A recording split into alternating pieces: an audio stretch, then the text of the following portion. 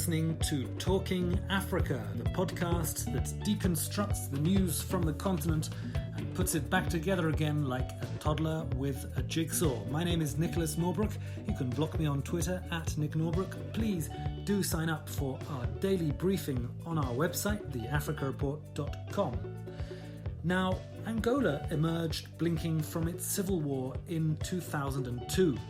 The post-war reconstruction coincided with a huge rise in oil prices and the beginning of China's push into Africa. Some $600 billion was generated in oil sales over that period. A large chunk of it went missing. So where did all the money go? Who are the characters involved and what's being done to get it back? In the latest edition of the Africa Report magazine, we investigate. For the full article, you must go and bother your newsagent for a copy or visit the website to subscribe online. Today, though, I'm very pleased to have Zoe Eisenstein and Patrick Smith, the authors, on the pod to talk through the piece, a podcast we recorded in the bowels of a merchant guild in Threadneedle Street, London, a venue no stranger to grand larceny itself. In this, fantastic investigation which you put together, Zoe, with Patrick, there is an interesting constellation of characters who come up, and we'll come to them in a sec. But just to sort of put the headline figure out there, since the end of the war, which ended in 2002 in Angola, it is estimated that the country earned $600 billion. So, on the way to $1 trillion out of mineral and oil exports. And the best guess and the conservative guess of various economists is that, 10, 15, 20% of that was stolen, diverted into bank accounts, probably outside of the country, some inside the country, no doubt. And there was a system to do that. And we will never really know, probably, whether it was 100 billion, 200 billion, maybe more, who knows. But the piece starts with this little vignette of a Swiss Angolan man called Jean-Claude Bastos de Moraes, who is being released from the maximum security prison, Viana maximum security prison, and he's clutching his passport, which has been released to him, and he's made some kind of deal to be able to get out of prison, and he had been running essentially via his company Quantum Global the sovereign wealth fund of Angola, and that's what got him into the hot water. Tell us a little bit about Jean-Claude. In a way, he's a surprising kind of character to be someone who is in charge of so much money. He is a surprising character, but actually if you're in the presence of him, he's a very charismatic character. I've met him a few times. The first time actually in London, not far from where we are now.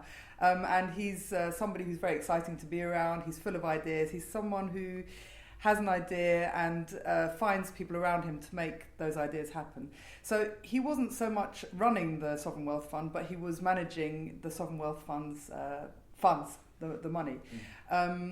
His background was in Switzerland, but he was a relatively unknown person. His father is from Cabinda in the north of Angola, and he heard about seemingly the post-war reconstruction effort, the economic boom, which Angola, as you'll remember, was one of the world's fastest growing economies at that time.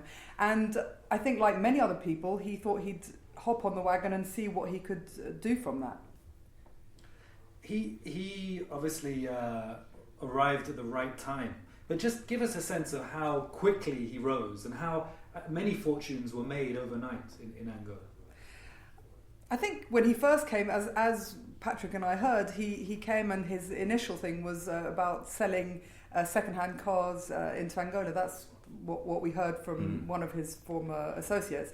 So it was quite a rise, quite a quick rise. I think he came in 2004, so quite a quick rise to... So he's a second-hand car dealer who within a decade was running a $5 billion sovereign wealth. He wasn't running the sovereign wealth fund; he was managing the funds. Right, I think that's an important distinction to make, because the reason he was running the fund was thanks to his good contacts. Yeah. So he, at some stage, it's unclear exactly how, but he became friends with the former president's son, Filomeno dos Santos, who's called more commonly Zenu, and he was actually the chairman of the Sovereign Wealth Fund. So I suppose that... Where is he today, just for our listeners' education? We're not sure. We've been hearing, sure. I've heard some rumours that he may have left Angola. He certainly doesn't seem to be in jail anymore, that's for sure. But whether he's in Angola or not remains unclear at this stage. Jean-Claude Bastos de Moraes became friends with Zenu, and together they initially had some other financial plans together. They started a bank, which is now called Banco Kwanza Invest, and at some stage Zenu became the chairman of the fund, and the contract to run this money went to Quantum Global, which was Bastos's company. So how it all happened, I think, is a bit the subject of our story, and that's one of the things we were trying to find out. But there's a lot of smoke and mirrors in Angola, and quite hard to obtain details. And I guess we should say early on that one of the contexts for this piece is that Jean-Claude Bastos de Moraes was put in prison.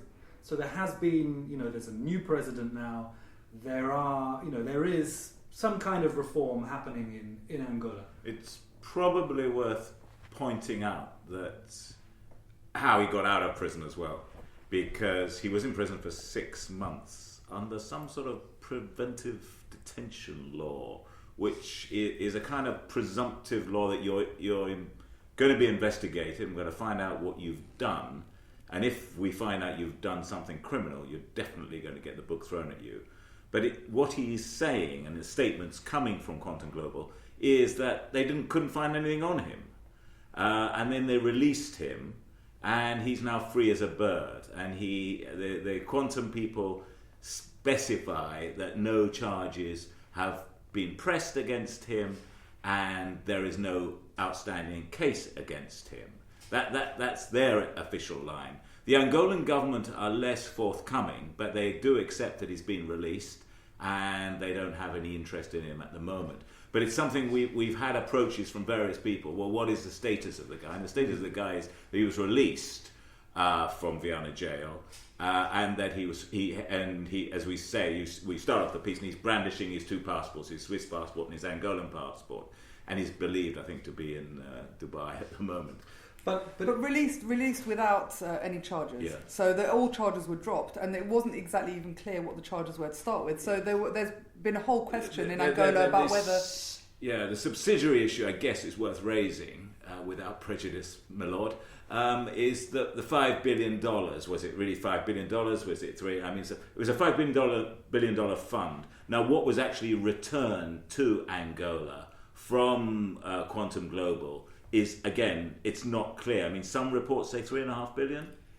I mean, these are, as Zoe said, that sort of the structure was Quantum Global then set up these dedicated country funds in Mauritius. I think it was 7 of them, and they put the money into various projects, some of which, interestingly, Bastos had a stake in. So there were projects that his own companies were doing business with, and some of them were not. And it seems that money's been pulled back. And initially, some of Bastos's allies were telling us, oh, well, this is silly. Why pull the money out? Because you're going to get penalised. You're actually going to lose money by insisting this money comes back. He hasn't run away with it. It's all there in the accounts.